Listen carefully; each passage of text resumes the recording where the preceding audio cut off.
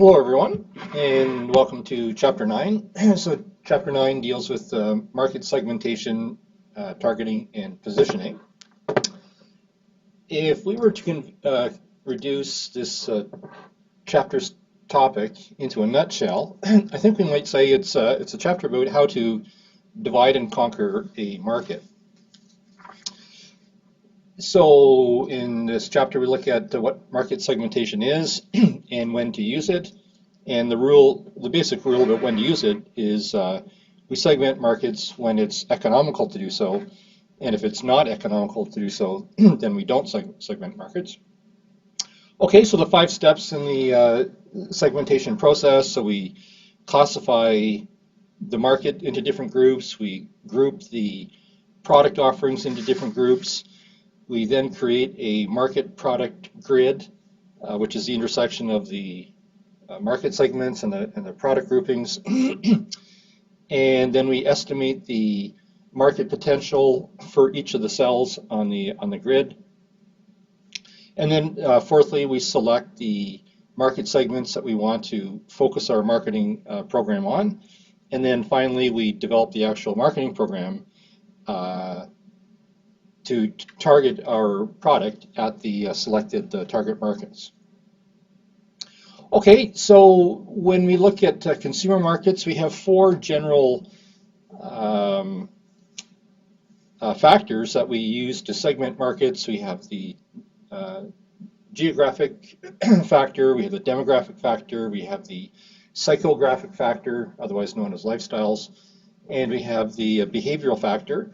And when we're segmenting organizational markets, we only have 3 factors we use to segment that market: geographic, demographic, and behavioral. There's no psychographic factor for segmenting organizational markets. Okay, then we look at how to create a market product grid, and estimating the the revenues or the financial returns from each of the market cells, and then selecting the appropriate cells. And then we look at positioning products in the marketplace. And when we speak about the marketplace here, we really mean market space in the minds of consumers. The space is in our heads. It's not a physical space. Okay, and then finally we look at these different sales forecasting techniques. When we create the market product grid, we have to estimate the sales forecast for each of the cells or each of the segments in the grid, and we need some way to forecast the sales, and we review 3 general approaches to forecasting sales that we'll look at. Okay, so let's just move on. Oops. Oh, okay, I'm going to skip this introductory stuff. Okay, so what is market segmentation? So market segmentation is identifying groups of buyers who have similar product needs or consumption patterns and who will respond in similar ways to the same marketing initiative or program. So remember, our marketing program is comprised of a configuration of the marketing mix. It's a configuration of the so-called 4 P's of marketing. So when we segment markets, we want to identify the segments of consumers that we want to pitch our product at, and we want them to respond in a similar way to the common marketing program. Okay, so why do marketers segment markets rather than trying to sell their products the same way to everybody? And the reason marketers segment markets is because different buyers have different needs, and so they're trying to capture the needs, address the needs of the different buying groups. Okay, so market segmentation is the basis for this product differentiation strategy. So product differentiation strategy is marketers using different marketing mix combinations, so different configurations of the 4Ps to help buyers perceive the product as being preferable to the products of competitors. And this process of segmenting a market is it's the connection between different buyers having different needs and the organization's marketing program. And then finally, the market product grid. It's a matrix that we draw with market segments on the y-axis and product groupings on the x-axis.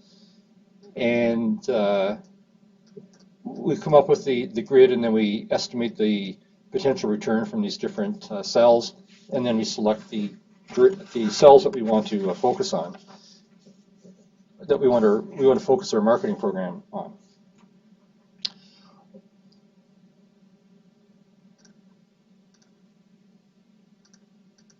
Oh, okay. So,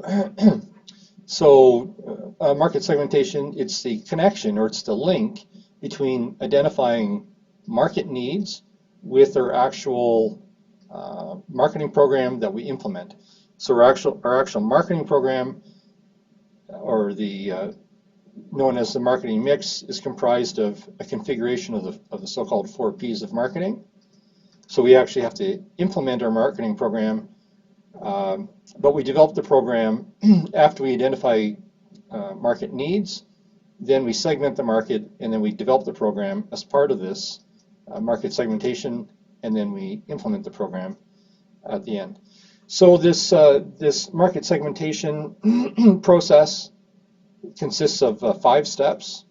Firstly, it's classifying potential buyers into groups or segments.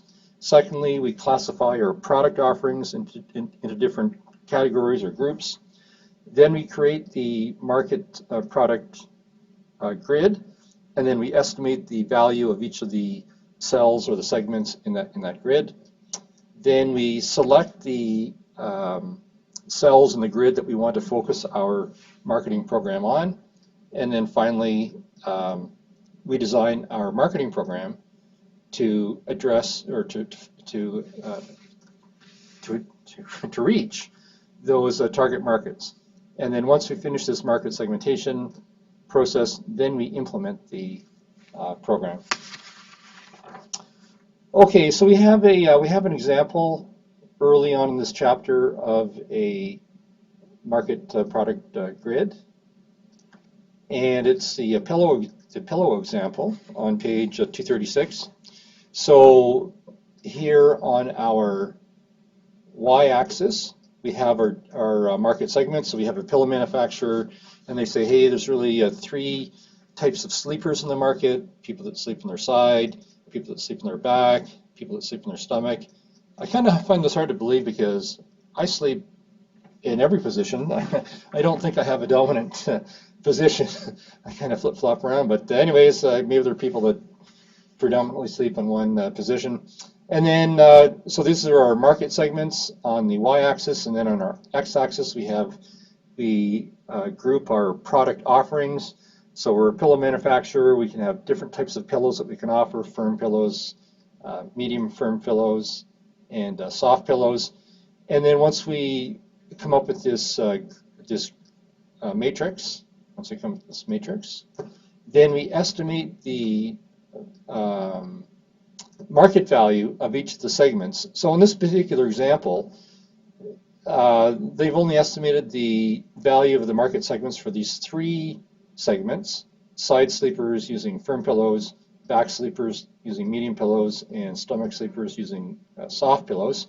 So apparently there's not enough people in these other cells to make it worthwhile to try to estimate how many there are.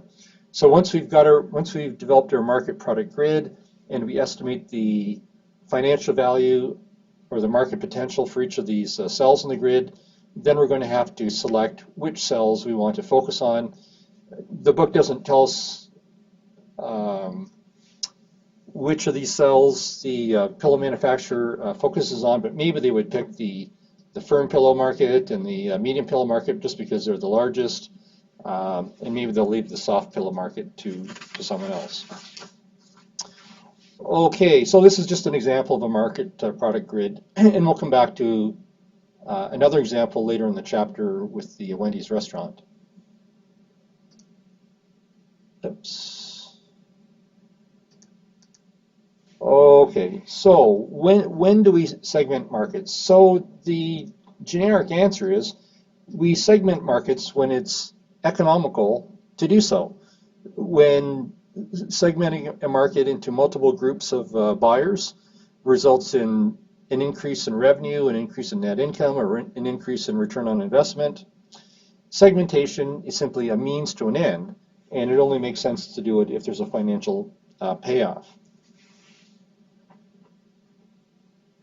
from doing so. Okay, and then the book also gives us, so that's kind of a generic answer of when we segment markets. And then the book also gives us some other generic situations where it makes sense to segment a market.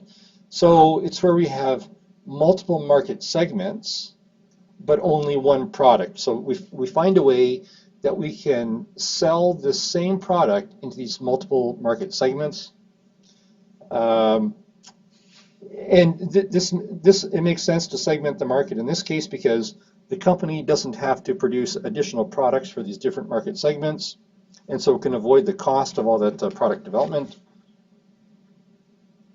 And an example from the book is some of the media in Canada, like newspapers and magazines. They have different versions of the same newspaper, different versions of the same a magazine that they sell in different markets. So Maclean's, for example, there's a Eastern Canada version, there's a Quebec version, there's a Alberta version, there's a BC version, and it's basically the same product with some minor tweaking. It'll have some local advertisements and some local some articles, but basically it's the same product. So another good example of a company having multiple market segments but really only having one product, it comes from the airline industry. You know, when you go on a plane, at the front of the plane you've got the business class, and then you've got the cattle car section at the back. Really, this is the same product because we're just transporting people from point A to point B. So really, it's the same product, but airlines are able to find this business class segment that they're willing to pay, to maybe 4 times or 5 times the price of seats in the cattle class. They have all the same seats going to the same destination, and they're able to find a way to charge a higher price in this business class segment. And in that case, they use price discrimination, but we'll come back to that later in the course. Okay, then another generic situation where it makes sense to segment markets is when you have multiple market segments that have these clearly different market needs, and it makes economic sense to have multiple products to suit those different needs. So we see this all the time in the automotive industry. Big vehicle companies like General Motors or Ford or Toyota, they have vehicles for families, they have pickups, they have different sizes of pickups, they have minivans, they have sports cars, they have sedans and whatnot. So it makes sense for them to devise different products because they have multiple market segments that have different needs. Okay, and then the final generic situation where it makes sense to segment markets is when you might be able to engage in so-called mass customization. So this is where each product that the vendor sells is customized to the individual customer. And there's one example in the book. It's the M&Ms. You can get M&Ms with your picture printed on them, so everybody can have a unique kind of M&M. Another example is Canada Post allows you to create customized stamps, so you can send them the picture that you want to appear in the stamp, and then you can have your own customized stamps. Okay, and the authors mentioned that there's a trade-off between increasing market segmentation and organizational efficiency, or what the book calls it, synergy, in manufacturing and marketing activities. We know intuitively that the more segments that we're trying to reach, our marketing initiatives, it's going to take more to market to these different segments. And if we're revising our product for each of these segments as well, then we have additional manufacturing costs. So there's a trade-off between operational efficiency and segmentation. And then another drawback, or another consequence of segmenting markets, is we might have product cannibalization.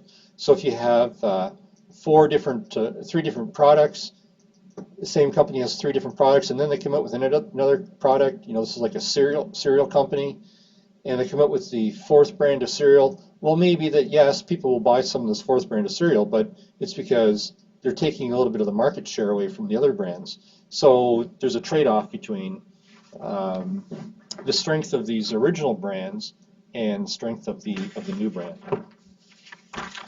Okay, so next section deals with the 5 steps in the segmentation process. So the first step is to classify our potential buyers into so-called segments or groups.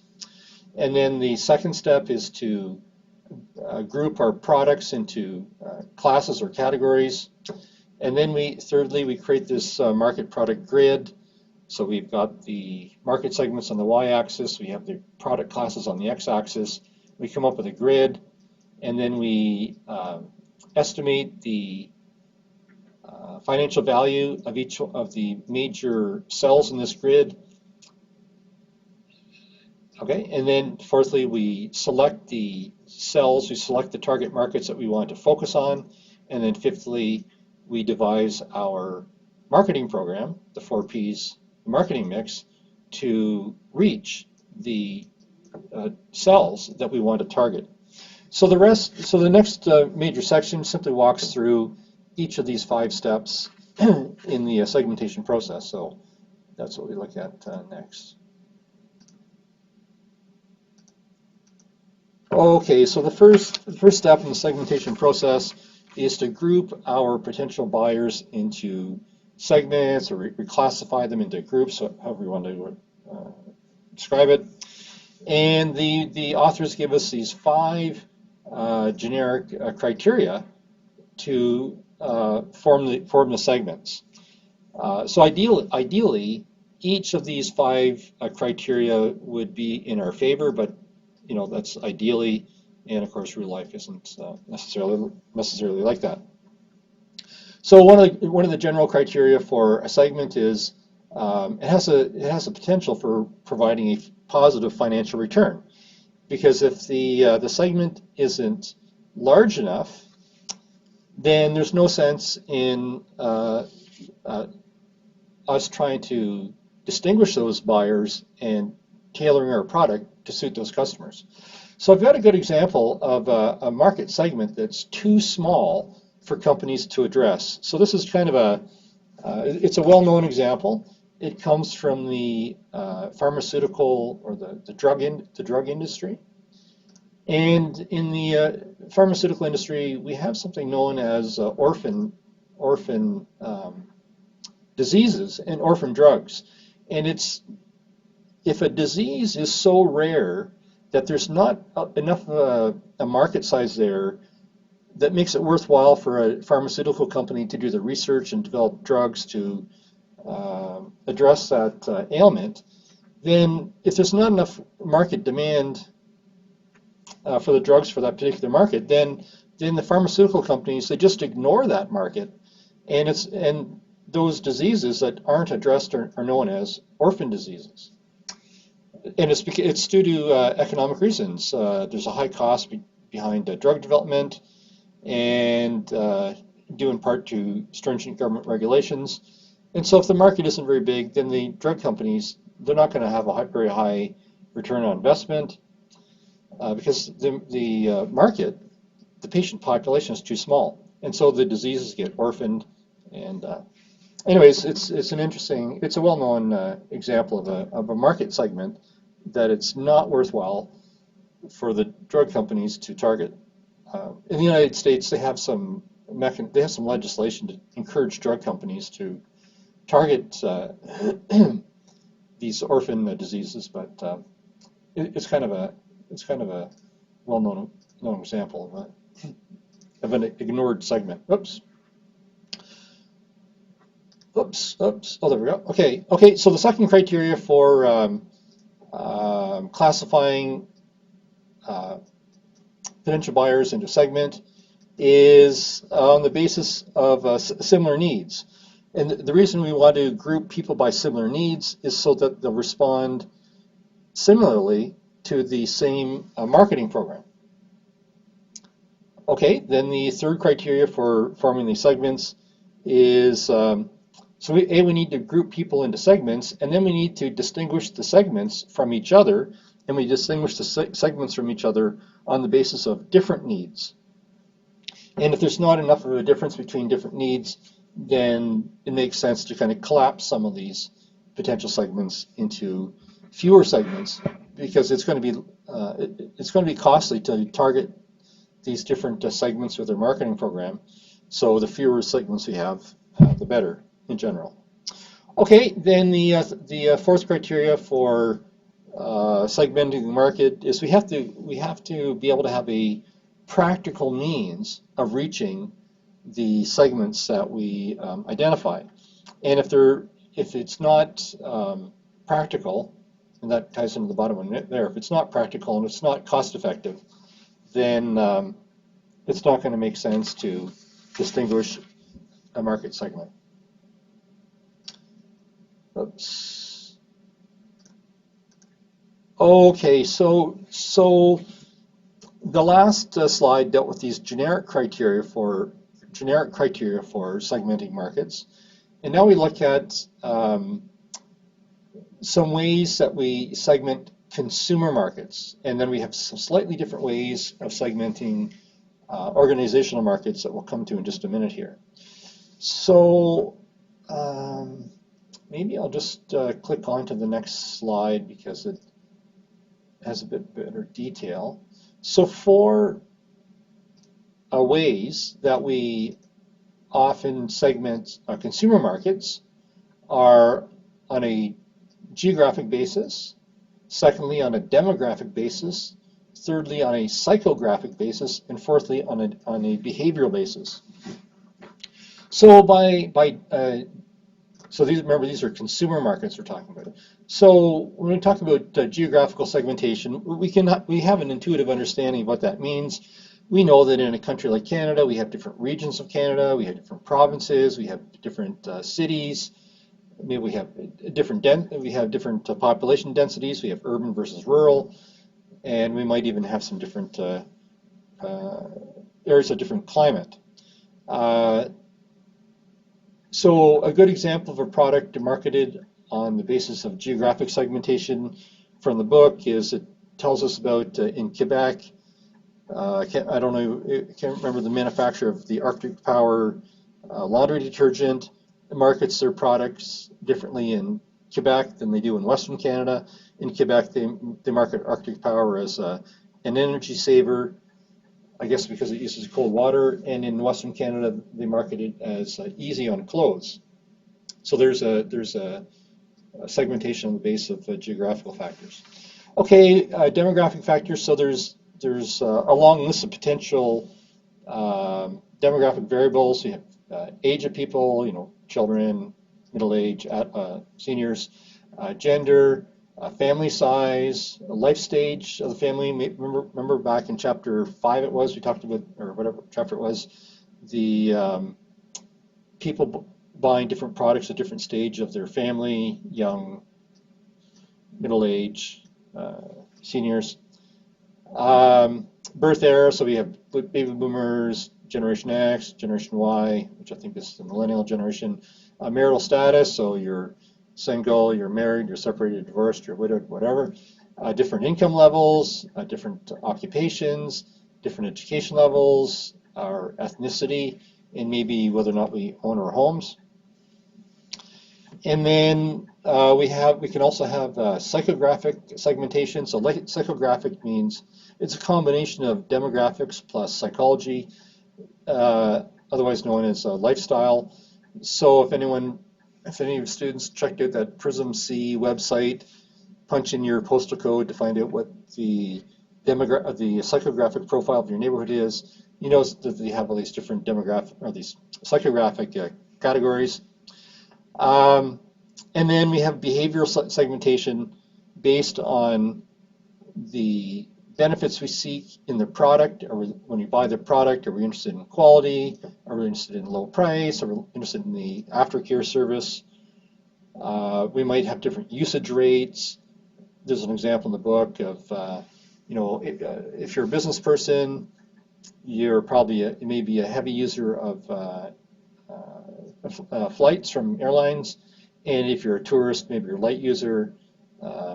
So the airline companies will have different marketing programs targeted towards these customer segments based on their behavior, their use of their product. Okay. So just to go backwards here, the book makes reference to usage rate. An example from the book is frequent flyers on airplanes, which are heavy users, versus tourists, which are light users. And as a subsegment of that, it mentions this 80-20 rule. So the 80-20 rule really means that there's a disproportionate amount of effects that come from a disproportionately small amount of causes. And this 80-20 rule, it's named after, it has another name. It's named after an Italian economist by the name of Pareto, and it's known as the Pareto principle. Pareto, he was interested in, one of the things he was interested in was wealth distributions in Europe or Italy, I can't remember which. And he noticed that in Italy, 80% of the land was owned by 20% of the population. So we have a disproportionate effect from a disproportionately small cause. Small population owns a large percentage of land. And this Pareto principle, it was observed 100 years ago in Italy, but it's also observed today in other economies around the world. And then he also noticed that he grew peas in his garden in the backyard, and he noticed that 20% of the pea pods generated 80% of the peas. So the same principle often gets applied in business, that 80% of your sales come from 20% of your clients. So you have a very small number of heavy users and then large numbers of light users. So if you discern that purchasing pattern in your market, then maybe you're going to say, hey, maybe I just want to focus on 20% of my potential clients because that's where most of my sales are coming from. This is what the airlines do. That's why they have a business class, because even though the number of business class seats in the airplane are quite small, they might cost 4 to 8 times the price of a regular seat. So they only have 10% of the seats, but maybe they generate 60% of the revenue. And so airlines cater to that segment. Anyways, it's kind of based on the Pareto principle, otherwise known as the 80-20 rule. Then it gets used all over the place, not simply in marketing. Okay, so let's go back. Oops.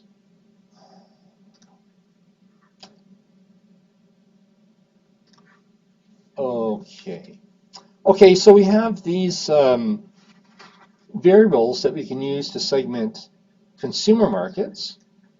But we also have variables for segmenting organizational markets or business markets or industrial markets.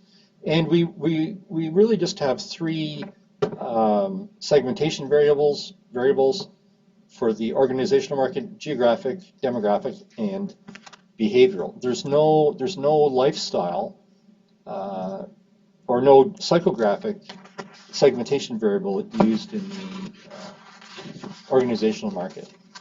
So it's a bit of a difference between the organizational market and the consumer market. Okay, so when we look at segmenting the organizational market or the industrial market, we can segment it geographically, demographically, or behaviorally. And so geographic, it's the same kind of breakdown that we would use for consumers. I mean, Eastern Canada, Western Canada, North America versus Central America versus South America. So we can look at different provinces, different regions, rural or urban. When we speak about the demographic segmentation of organizations, we might segment the market based on company size. So how many employees does the company have? We might have, I think the example in the book is a photocopier, colored photocopier. Maybe the photocopier company knows that only relatively large companies want fancy colored photocopiers, so they focus on companies of mid-size and larger, and they kind of ignore the small market. Or you might segment the organizational market based on size of company in terms of sales, so less than $1 million, 1 to 10 million, 10 to 100, over 100, and so on. Or you might segment by industry classification. So here's the NAICS code. Remember, the NAICS code is a 6-digit product classification code used by Canada, the United States, and Mexico. And then we might also segment the market based on behavior variables. So what is the benefit that the buyers seek from our product? They're seeking a certain quality, they're seeking a certain price, or they're seeking a certain level of customer service.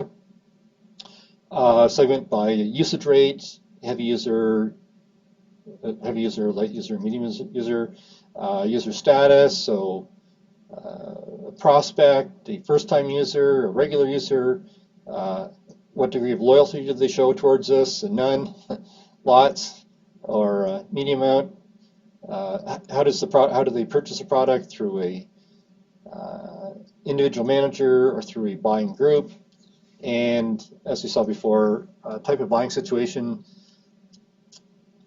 Do they engage in rebuys, new buys, or modified rebuys? Okay, so this is the first step of the segmentation process, is classifying the market into different groups or different segments. The second step is to classify our products, is to similarly classify our products into different classes or categories, whatever you want to call it, groups. So as the book mentions, if you're a vendor and you only have one product, well, then it's pretty easy to classify your products. But when you sell many products, then classifying the products into classes or groups makes it easier for our customers to quickly find what they're looking for. And we all know this intuitively. When we go shopping on Amazon, for example, or Sears, whether we do it online or in the physical store, if we go to the Sears website, we're going to have these product classes: appliances and electronics, home and fitness, furniture and mattresses, outdoor living, toys, babies and kids, men, women, men, shoes, jewelry, da-da-da-da-da. And likewise, when you go shopping in a physical brick and mortar store, you go to Canadian Tire, well, they have the automotive stuff over here, they have the sporting stuff over there, they have the home renovation stuff over there, they've got the household goods over there, and so on. They sort the products into different classes and different areas of the store, for the convenience of their shoppers. And we all appreciate that.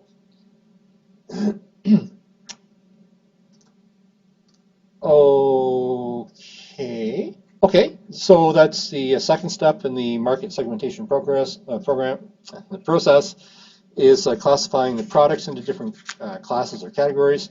The third stage is to develop this market product grid, which has our market segments on the y-axis and our product classes on the x-axis. And then once we draw the axes, then we draw the grid, and then once we draw the grid, then we estimate the value of each of these segments, or each of these cells. So we saw an example of this market product grid early on in the chapter. That's the pillow example. And then in the middle of the chapter, the authors show us another example with a Wendy's restaurant that's located in an urban environment near a university. So this is an example of a market product grid, because on the y-axis, we have our market segments, and so our two broad segments are students and non-students. And then under the student category, we have students living in dorms, students living in apartments, students that commute to school during the day, students that commute for night school. And then in the non-student market segment, we have faculty or staff, other people who live in the area, other people who work in the area. And then on the x-axis, we have our product classes. So in this example, they classify the products into breakfast, lunch, snacks between meals, dinner, and then after dinner snacks.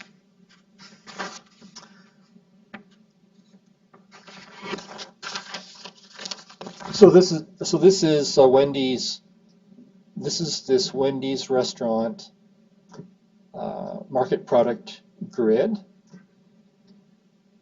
And what we're going to see, so they develop their grid, and then they estimate the value, the financial value for each of these little cells.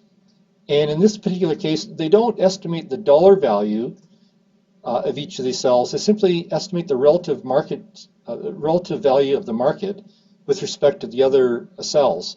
So where they put in a number 3, that means it's a large market. So there's a large market, there's a large market, there's a large market, and so on. And 1 is at the other extreme. Or 0 is at the other extreme. So there's no market. And then 1 and 2 are in between 0 and 3. So this is their market product grid, and their estimated financial values for each of the cells in the grid. And then in the next step, they select which of these cells they want to target. And so what we're going to see here is they're going to focus on this light color area. So they're going to end up ignoring the non-student market, and they're going to end up ignoring the breakfast market, and then they're going to focus just on the student market for meals between lunch and after dinner. So this is the fourth step in the segmentation process, is selecting the cells in the market product grid that you want to focus on. So that's the fourth stage in the process, selecting the target segments that we want to focus on, because there's no need to focus on every cell in the grid. Some of the cells might be too small. Wendy said there was not enough of a market for breakfast. There's not enough market in the non-student market segment to pay attention to. And the authors provide us 5 criteria for selecting which cells we should focus on, which ones we should target with our marketing program. So one of the criteria is going to be market size. The market that we want to focus our marketing program on has to be of a sufficient size to make it economical. Another factor that we might use to select a cell to focus on is the forecast growth rate in that market segment. Maybe you've got you have a small market today, but it's forecast to grow more in the future. So you might want to focus on that market segment, even though it's small today, because you're banking on future growth to pull you through. Okay, so another factor that we use in selecting cells in the market product grid is how much competition there is in that segment. Ideally, there'd be little competition rather than a lot. But again, if there's too many other bigger players in that market, we might decide to forgo it. Another factor is, what's it going to cost us to reach that segment? Are we going to be able to affordably communicate to the people that we want to target? And then finally is, how compatible is serving that market with our objectives and resources? And so the example in the book is a restaurant. They're thinking about expanding into the breakfast market, but then they decide to not expand into that segment because they don't have any equipment for preparing breakfasts, and they don't have any money in their budget for capital, so they simply decide to forgo that segment. So a final related topic that the authors mention here, it's something known as deselecting segments, or sometimes it's known as deselecting customers. So this is where we have our market product grid, and our company is focusing on these segments here, and then they decide to no longer focus on this particular segment here. And so that means that if they deselect a segment, that they may very well lose these customers. And sometimes companies, they do deselect segments, or they do deselect customers because maybe the size of that market, maybe it's shrunk. People have moved away, better competitors have come into the area with better products, and the market has shrunk, so we just give up on it. And sometimes we see this with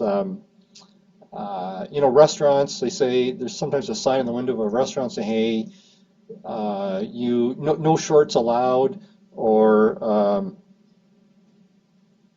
no bare feet. So when they're saying that, they're really saying, hey, we don't want any kids. No bare feet. Anyways, that's deselecting a market segment.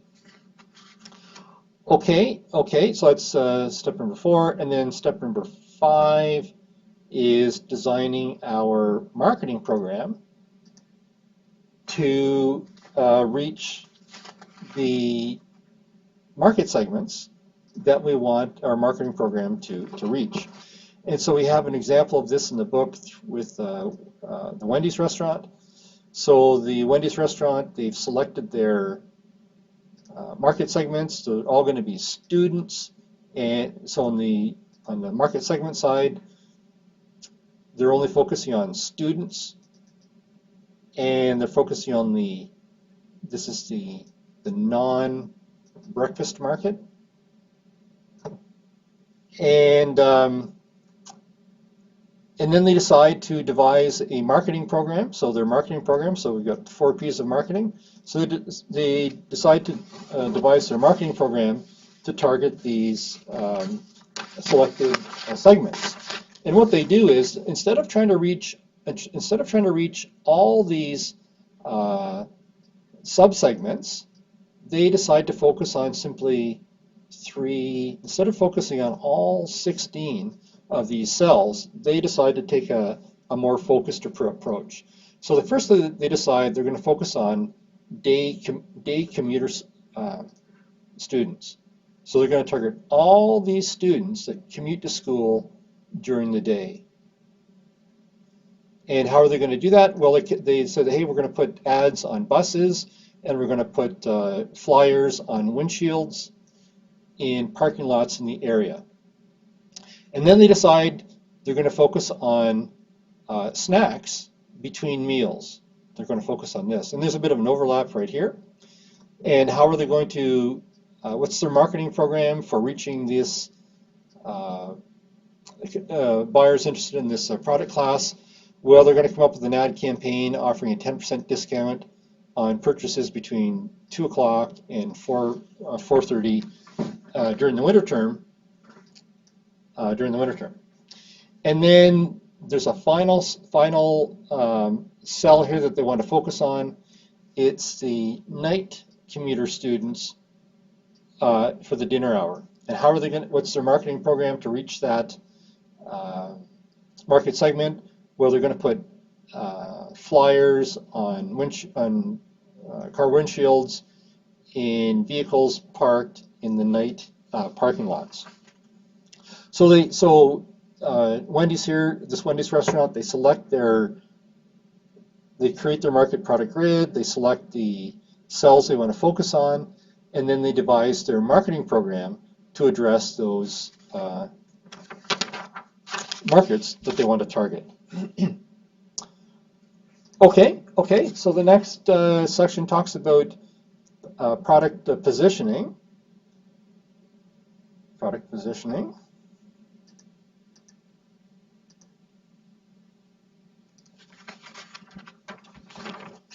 So when we speak about product positioning, we have to imagine that our minds are a form of space, because a product's position is the place consumers perceive the product to occupy in a so-called product space. And the product space is in our minds.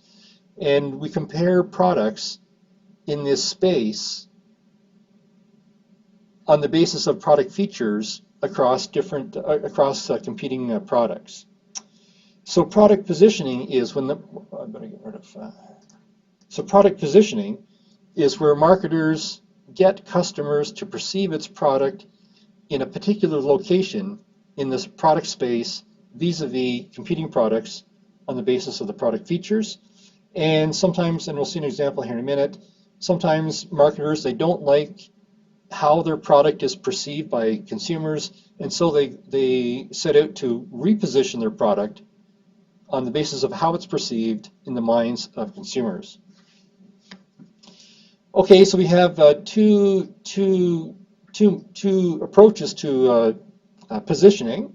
So positioning is sort of profiling the product so it appears a certain way in the minds of consumers or the minds of buyers. So we have two approaches the book mentions. One is so-called head-to-head positioning.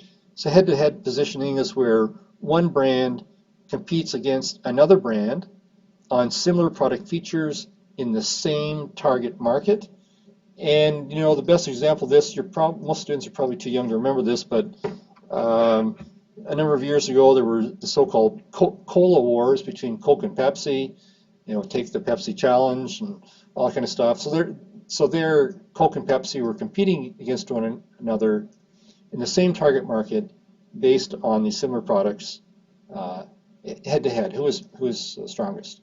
And then a second approach to positioning is differentiation. So this is where the company highlights product differences to kind of distinguish it from competing products and to make their products stand out in the market space.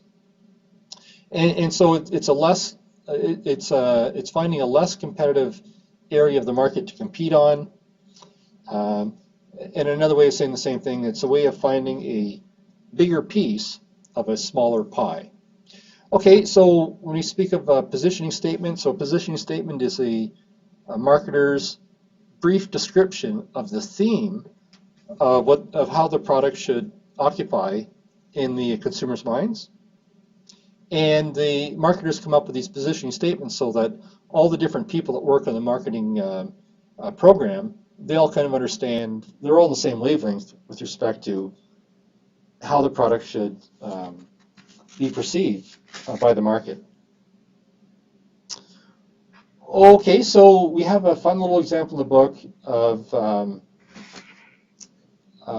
product positioning and product repositioning using a perceptual map. And a perceptual map is a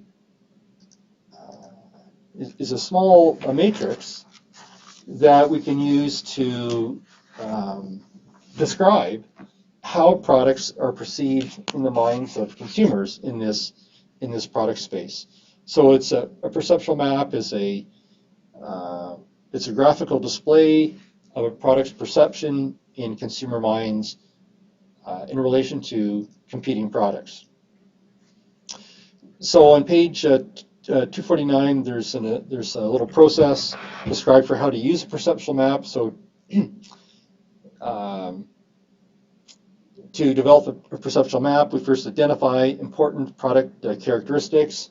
So in the example in the book,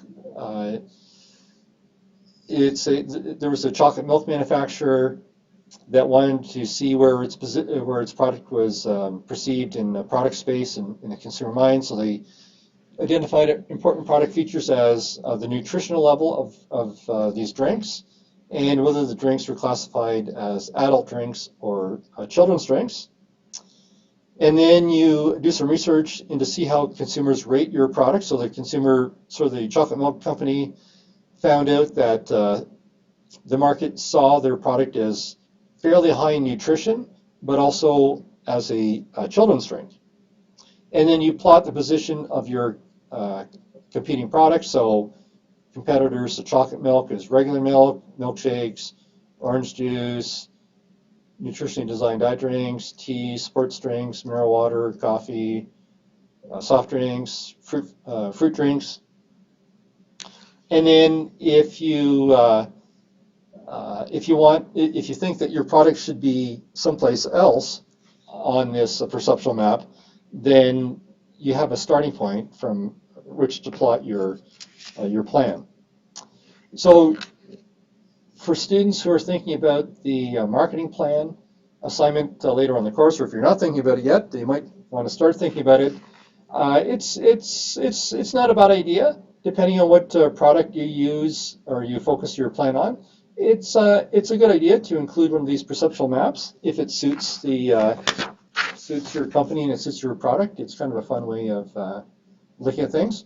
Okay, so here we have the chocolate milk company positioning their product. They see it's positioned as highly nutritional, but it's a children's drink, and they say, hey, maybe we should try to reposition our product in the minds of consumers and reposition it as an adult drink.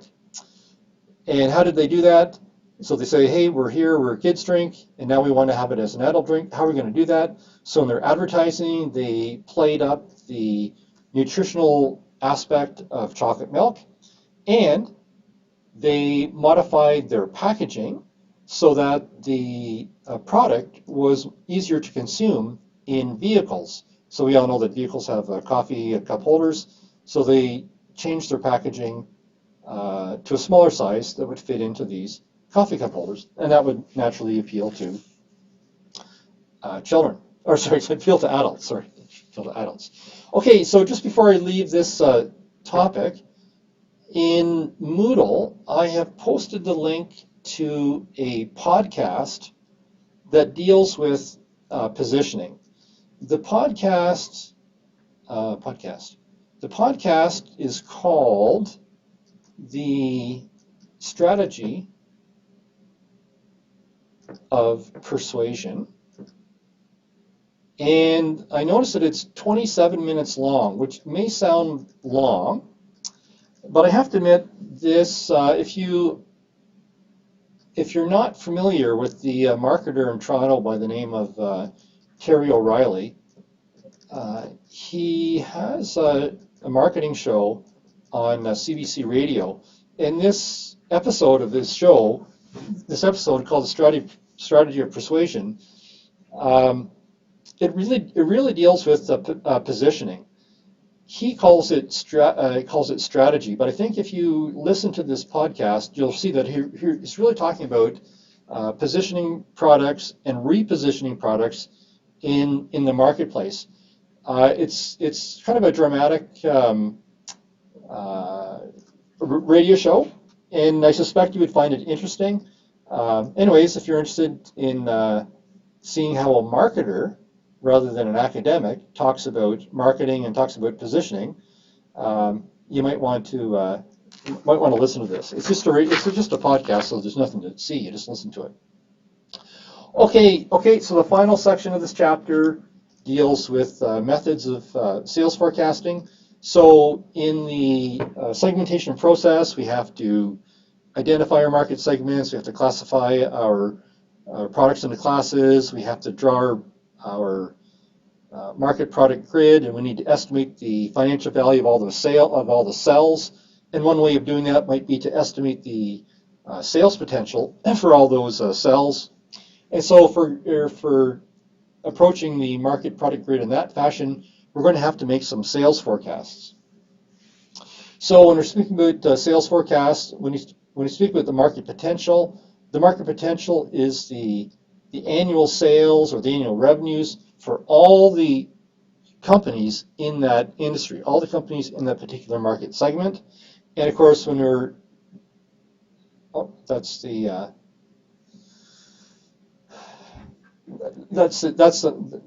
maximum. The market potential is the maximum sales for all the companies in the industry, and company sales are the forecast for a particular competitor in the industry. So the companies at the individual basis in the industry, or the market potential, is the total. Okay, so we have these three general approaches to sales forecasting illustrated in the book, and the first one is known as the judgments of the decision maker, and two sub approaches. One is the direct forecast. This is where you simply talk to someone in the industry and just say, hey, what's your forecast for sales next year?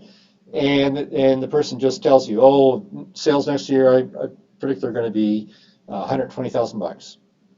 So you're really just relying upon the experience of the forecaster. And then the second method of judgment of the decision maker approach is the so-called lost horse forecast.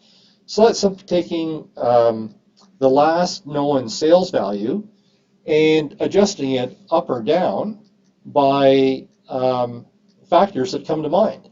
So we know that the sales in 2015 were 500,000, and we're making a forecast for 2016. And what do we know? Well, we know that our local economy is going into a bit of a downturn. So maybe this coming year, maybe we're going to estimate that our sales are only going to be 90% of what they were in 2015. So we simply multiply 500 by 90%, and we get 450. So take the last known value and adjust it by factors positive or negative.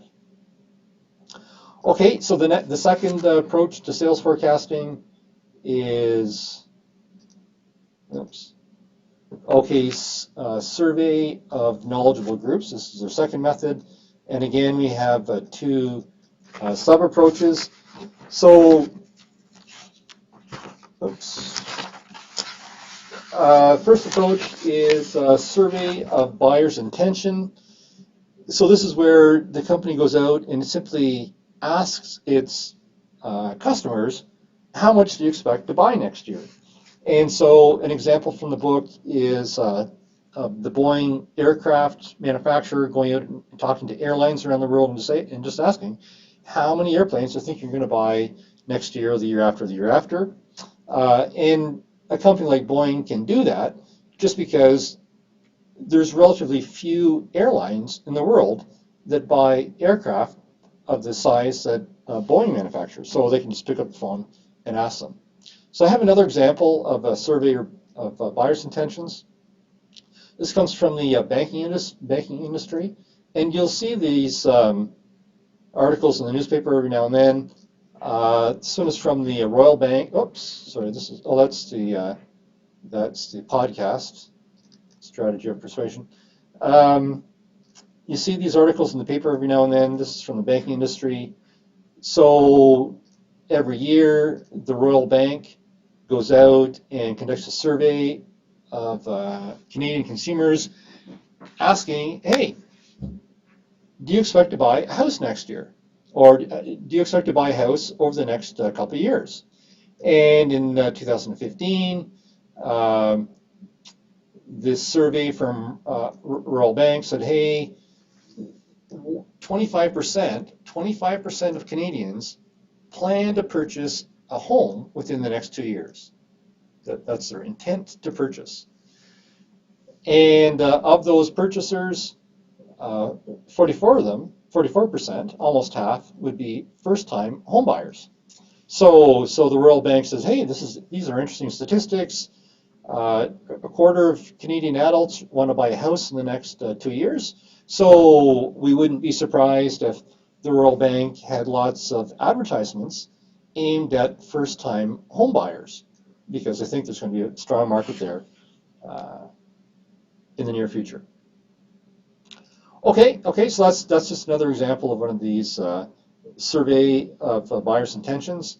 And then we can also have surveys of salespeople. Salespeople tend to know their customers fairly well, and so if we want to forecast sales for the future, we might just ask our salespeople and say, hey, what are our customers telling you about their intentions? Because maybe they can give us some insights. Okay, and then the third and final method the book tells or illustrates of sales forecast methods is some statistical methods, and there really are lots of statistical methods, but oops, I'm going backwards. Sorry, no. Okay, statistical methods. So this is the third approach, and one approach is trend extrapolation. So we kind of look at historical data, we see what's been going on. The trend could be up and down, up and down, up and down. So if we're right here, we might forecast that next year is going to be down, because that follows this long-term trend of up and down. And then if we think that the trend, if we've had so this is units, and this is time, and sometimes if you have a trend that looks like it's linear, it looks like it's a straight line, that's what linear means, it's a straight line, and here's today, we might forecast in the future that trend will simply continue on in the future. However, we all know intuitively that not many things in life follow a straight line. And so the book gives us an example of this. Here's a forecast from this hypothetical company called Acme Corporation. So they had the historical sales from last 12 years, from 1988 to the year 2000. It looked like we had this nice little trend going there, and so in the year 2000 we forecast the trend continuing on in the same linear fashion as in the past, and then in actuality the trend breaks, and the trend is not linear. So I have some real life examples of this from recent history, just to finish off this chapter. Oops. Okay, so first it's a trend of Samsung phone sales, or Samsung smartphone sales over the last 5 years. So we can see here that it looked like there was this pretty steady linear trend. So if Samsung was forecasting sales at the end of 2013, they might say, geez, we expect more sales over the next year, so we better keep on pumping it more phones. But if they kept on pumping it more phones, they would have been disappointed because sales plateaued. And then I have a final example of a similar shaped graph of smartphone sales in China. And we have the same kind of trend pattern. You know, this is so this is a short-term trend because it only goes back 1 year. So between May 2014 and March 2015, it looked like smartphone sales in China were on a pretty steady increase, linear trend, and then they broke. The trend broke. So I don't know the reason why. I suspect it maybe that the market is saturated, or maybe the market was waiting for the new brand of iPhones to come out, so people held off for a few months before they wanted to buy. I don't know. I don't know what the reason for this break in the trend is, other than it's just an example that linear trends don't necessarily continue perpetually. Okay, so that's it for chapter 9. And the next exercise is the midterm, and then after the midterm we come back to chapter 10. So we'll talk to you later.